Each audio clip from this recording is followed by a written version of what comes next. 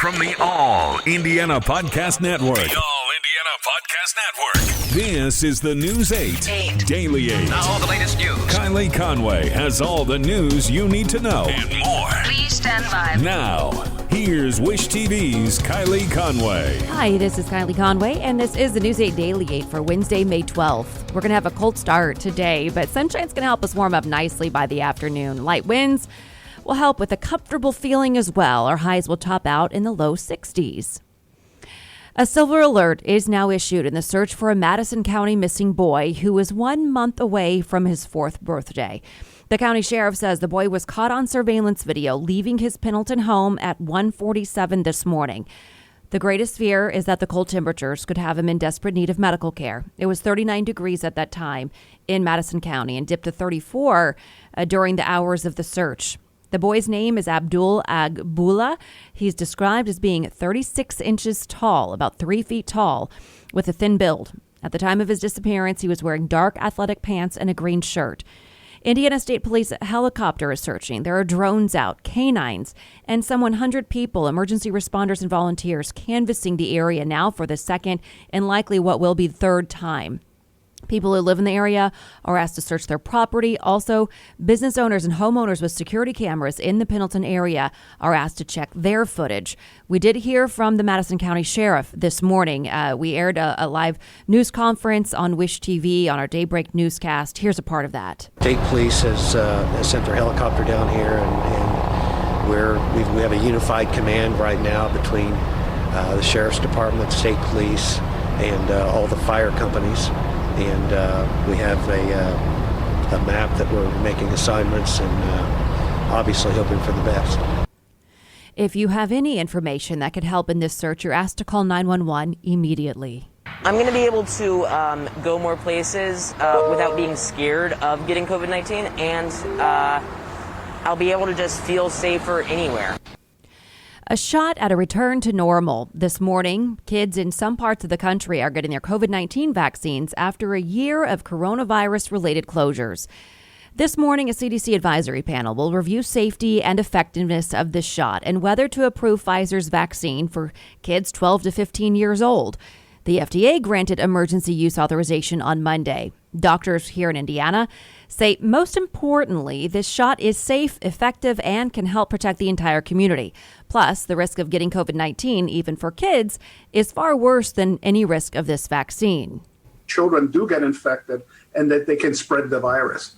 So we hope that with this vaccine, we can minimize some of that spread, but at the same time, to protect children from getting severe disease and having to be hospitalized. Dr. John Christensen is a pediatrician at Riley Hospital for Children. He says, while rare, kids have died in Indiana due to COVID-19. Plus, right now, our state's virus positivity rate for people 19 years old and younger is 15.3%. But this vaccine, Pfizer says it's proven to be 100% effective and well tolerated by every child in the clinical trial. The Food and Drug Administration has reviewed the data of the clinical trial of more than 2,000 kids in this 12 to 15 age bracket and approved the shot. Now, CDC advisors will meet today to discuss if and how the vaccine should be used in this younger age group. Doctors are confident the CDC will recommend it. We have a lot of information about this vaccine, and we know that it is very safe and it's very effective. When you look at, these 12 to 15-year-olds that got enrolled in this study, they had 100% protection against hospitalization. You cannot beat that. Pediatricians say kids will get those same side effects from the COVID-19 vaccine as adults, and for that reason, they should not get other immunizations within 14 days of getting their shot. COVID-19 vaccinations for 12 to 15-year-olds are not expected to begin unless the CDC does give that recommendation today. If approved, Indiana will open vaccine appointments to that age group tomorrow at 8 o'clock in the morning. A person is under arrest after a deadly shooting downtown Indianapolis. IMPD found a man who'd been shot just outside the Sheraton Hotel on Ohio Street last night. That's just 1 block away from Monument Circle. Medics took the victim to the hospital where he died. Officers who were there tell us the suspected shooter tried to run away, but was caught. Like I said, the downtown cars, because it's such a tight area, they're everywhere, and they made record time over here and actually caught the guy going down the alley. and there was he was trying to get into another building, but there was a security guard that kind of detained him along with the uniform officers. So. IMPD believes the shooting was targeted. Right now, police are trying to piece together the moments leading up to the shooting. More than 1,000 gas stations in southeastern states say they're out of fuel. We're getting our first look at how long the lines are, just motorists waiting to buy gas at stations in Georgia, North Carolina, and Florida. Some customers are finding out-of-service signs at empty stations in Virginia. Gas Buddy reports almost 9% of all stations in Virginia and Georgia are out of gasoline. One station in Richmond, Virginia was seen by local news crews charging $6.99 a gallon. At least 3 states have declared states of emergency. Those are Virginia, Florida, and North Carolina. Now, the country's Secretary of Energy says one of Colonial Pipeline's major lines is back online this morning after a ransomware attack. The company's now working to get smaller lines running again. Jennifer Granum is stressing that people should not hoard gasoline. Let me emphasize that much as there was no cause for, say, hoarding toilet paper at the beginning of the pandemic, there should be no cause for hoarding gasoline. AAA reports the average price for a gallon of gas in Indiana this morning is $2.97. That is a 10-cent jump from the average price last week.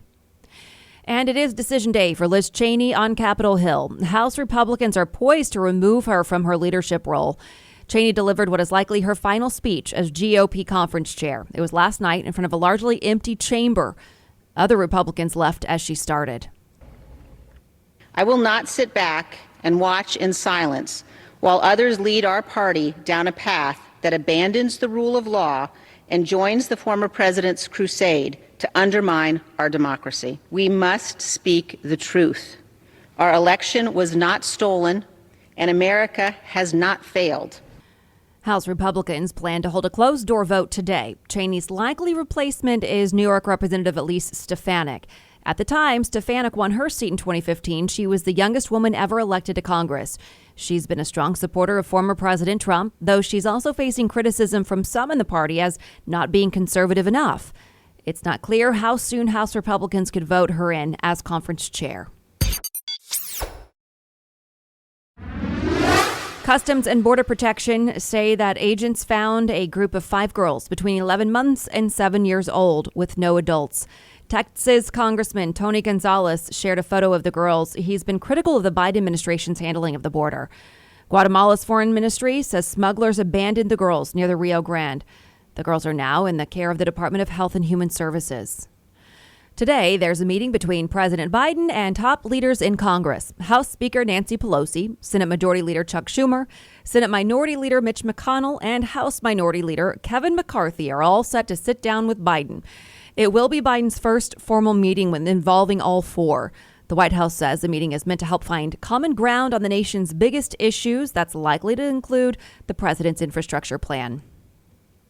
All right, Pacers fans have a little bit to celebrate this morning. The team landed a spot in the NBA's new format playoffs. It didn't happen with as much style as many would have liked. The Pacers have struggled in a lot of big games this year with a losing 33-36 record on the season. But a big win over the 76ers last night. It tied the Pacers for 8th in the playoffs. So the Pacers will play postseason. It was another game won late in the fourth quarter. The clock winds down, players wind up. TJ McConnell and Karis LeVert made some big plays, winning 103-94. The team celebrated right away, giving LeVert a Dasani water bath during his sideline interview. In the post-game conference, the head coach was asked if it feels good to him to have a playoff game clinched. He didn't waste much time celebrating. Well, we want to keep focusing on our team and what we're doing well and what we need to get better at. There's a lot to learn from tonight's game. We got to get ready for our next opponent in Milwaukee coming. So another big game, another one to get ready for and to keep playing the type of basketball that we're playing. And next game against the Milwaukee Bucks at home tomorrow night. The Pacers still have 3 regular season games left, but fans will also watch the Charlotte Hornets and hopefully root for a loss. If the Hornets lose one of their remaining 3 regular season games, the Pacers will have the 8th seed in the playoff tournament. That eliminates the tense winner-go-home matchup from the 9 and 10 seed teams. But we still have to win the Pacers play-in game at 8 seed to go anywhere. And this season, the Pacers haven't been the strongest under pressure. And tonight, the Pacers are hosting a celebration of life service for Hall of Fame coach Bobby Slick Leonard. The event will be inside Bankers Life Fieldhouse. So this is Indiana's public farewell to a person the Pacers organization calls one of the most impactful figures in our state's basketball history. Bobby Slick Leonard died last month at 88. The Terre Haute native led Indiana University to the 1952 national championship and then coached the Pacers for more than a decade, earning 3 ABA titles before becoming the team's radio analyst. The Pacers also say Leonard and his wife Nancy played major roles in keeping the Pacers in Indianapolis after the team dealt with financial difficulties following the merger into the NBA. Leonard's family held a private funeral and burial on April 22nd. The public event starts tonight at 6:30. It will feature remarks and video tributes from friends, former players, and fans. Mark Boyle, the Pacers' radio voice and Leonard's longtime broadcast partner, will serve as master of ceremonies. Attendance is limited to 1,500 people due to COVID-19 protocols, but we checked this morning and tickets are still available. Each cost $5.29, representing his number of coaching wins. All proceeds go to Dropping Dimes Foundation, benefiting former ABA players and personnel. The celebration of life will also be live streamed by the Pacers. We have that information on how you can watch at wishtv.com. Purdue University's president Mitch Daniels says there will be 2 options when it comes to COVID-19 in the fall. The first option, get fully vaccinated against COVID-19 and provide proof of vaccination. The second option, decline the vaccine, but instead get regularly tested for the virus, much like students had to do this school year. Daniels is encouraging students to choose that first option. The higher the percentage of us all who choose vaccination, the more open campus can be. And there may be activities we can make available to those vaccinated, but not those who decline. Purdue is running a vaccine clinic on campus. It's open from 8 to 6 each day inside the rec center. Triple Crown hopes are alive for Medina Spirit this morning. The Preakness Stakes is allowing the Kentucky Derby winner to race this weekend. The Maryland track says the horse must undergo additional testing in order to compete. Those additional test results should be made available Friday. We talked about it. Medina Spirit failed a post-race drug test after winning the Kentucky Derby.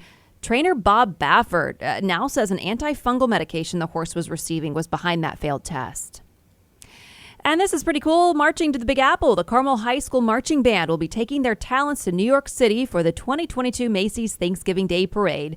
The Macy's Parade Band Committee selected Carmel's marching band from more than 100 others, making them one of 9 selected bands to march in the 96th edition of the parade. The committee says it looks for bands that have the stage presence and musical expertise to captivate the streets of New York City and millions of viewers across the country. The band will join other iconic Macy's staples, from floats to giant character balloons, clowns, and superstar performers, helping to create an unforgettable experience for millions of viewers. But this isn't the band's first time marching in the Big Apple. Carmel High made its first appearance alongside the famous floats in 2011. Macy's even donated $10,000 to help kickstart the band's fundraising goal to return next year.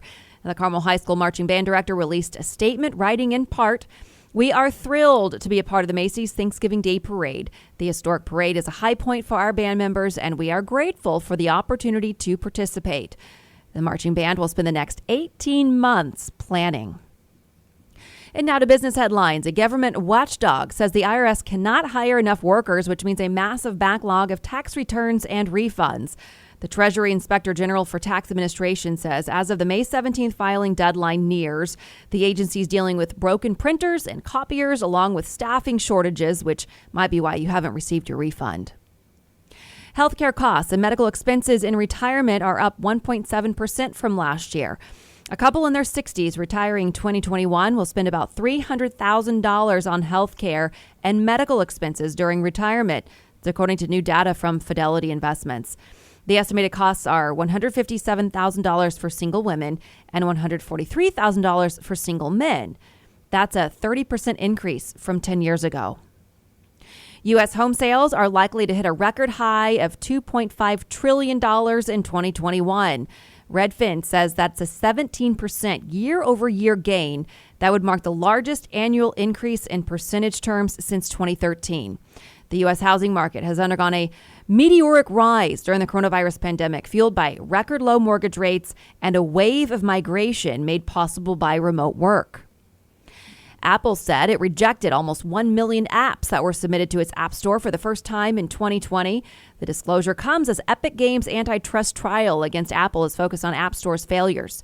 Apple argues that by having a system where the company approves each of the 1.8 million apps on the store and their updates, checking the apps against a lengthy list of App Store rules, it can keep iPhone users safe from scams, malware, and poor quality user experiences. Memorial Day weekend travel looks set to rise 60% compared to 2020. That's according to AAA Travel. 9 out of 10 Americans traveling for the holiday will drive, even as the national average price for gasoline nears $3. And while road, rail, bus, and air travel are all rebounding, numbers haven't quite returned yet to the 2019 levels. This has been your News 8 Daily 8 for Wish TV. I'm Kylie Conway, online at wishtv.com, and follow us on Facebook when you search Wish TV. Check out more podcasts from the All Indiana Podcast Network now at allindianapodcastnetwork.com. allindianapodcastnetwork.com.